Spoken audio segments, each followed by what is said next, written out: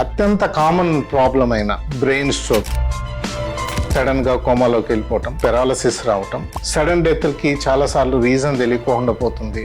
ఈ brain stroke అంటే ఏంటి? ఫ్రమ్ ద కోవిడ్ మనం చూస్తుంది ఏంటంటే స్ట్రోక్ అనేది పెద్దవాళ్లలోనే కాకుండా యువత, ఈవెన్ 25 years ఉన్న వాళ్ళకి కూడా రావడం మనం చూస్తున్నాం. ఈ యొక్క కోమా లేదా పెరాలసిస్ అంటే వీటిపైన ఎన్నో అపోహలు ఉన్నాయి. అంటే చాలా ఆయుర్వేదిక్ సెంటర్స్ రకరకాలుగా వస్తున్నాయి. 5 years బ్యాక్ లేకపోతే 10 years బ్యాక్ మనం చూసేది ఏంటంటే షుగర్ వ్యాధి అయినా బీపీ అయినా కంట్రోల్ ఉండకపోవడం వల్ల ఒక 60 years 70 years అయిన తర్వాత వచ్చే కామన్ డిసీజ్ లా చూస్తుండేవాళ్ళం. ఇండియాలో జరిగిన స్టడీస్ ఏంటంటే కోవిడ్ వల్లే కొంతమందిలో రక్తం చిక్కబడుతుంది, దానివల్ల స్ట్రోక్ వస్తుంది అనేవి కొన్ని స్టడీస్ చెప్తుంటే, ఇప్పుడు కొత్త కొత్త ఆహార పదార్థాలు మార్కెట్ లో వచ్చిన simple food, junk food, ready to eat foods, ఇవి కూడా రిస్క్ ఫ్యాక్టర్స్ అనేవి స్టడీస్ చెప్తున్నాయి అనమాట.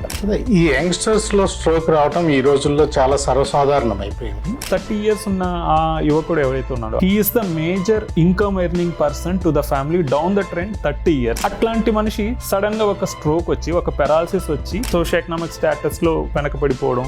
అందరూ చెప్తుంటారు గోల్డెన్ పీరియడ్ అనేది ఒకటి ఉంది. ఈ పెరాలసిస్ నుంచి లేదా ఈ స్ట్రోక్ నుంచి లైఫ్ ని సేవ్ చేసుకోవటమే కాకుండా త్వరగా రికవర్ అవ్వచ్చు అన్నది చాలా మంది చెప్తుంటారు. ఫ్యామిలీ మెంబర్స్ కి కానీ లేకపోతే వర్క్ ప్లేస్ లో ఉండే కొలీగ్స్ అయినా ఎవరైనా ఈ స్ట్రోక్ ఎట్లా ఐడెంటిఫై చేయాలి అనేది ఒక అవేర్నెస్ చాలా చాలా ఇంపార్టెంట్.